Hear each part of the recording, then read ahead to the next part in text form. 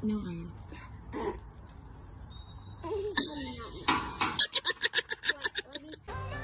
Nothing beats a Jetty holiday. And right now, you can save £50 per person.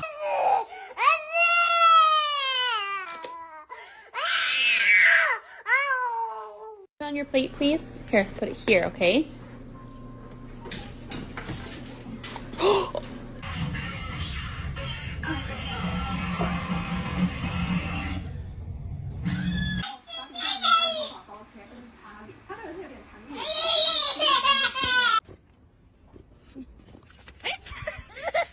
Ang dagdag. Ilago kami na.